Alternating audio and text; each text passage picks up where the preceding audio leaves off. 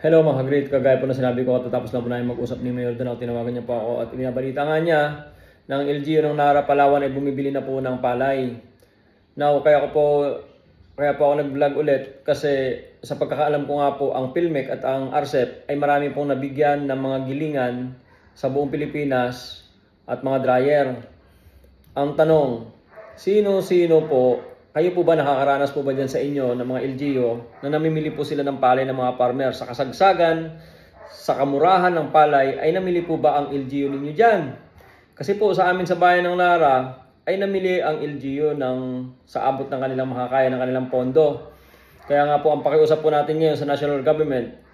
na aside from IRA, yung pera mismo ng mga munisipyo ay kulang po yan para sa pamimili ng palay. So instead, kung hindi naman kaya ng NFA mamili, ay ibigay niyo po ang pera dyan sa mga LGU para pambili ng palay ng mga nasasakupan nila. Malaking tulong po yun sa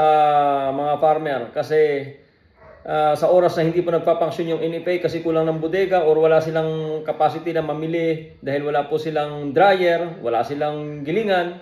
ay ibigay niyo na po sa mga LGU kasi po yung mga LGU sa pagkakaalam natin ay nabigyan yung mga nakahingi po ng mga gilingan, ng mga dryers, ay meron po dyan yung mga munisipyo. Kaya para pa ma-maximize yung gamit niyan, kagaya po ng ginawa ni Mayor Danao ng Nara Palawan,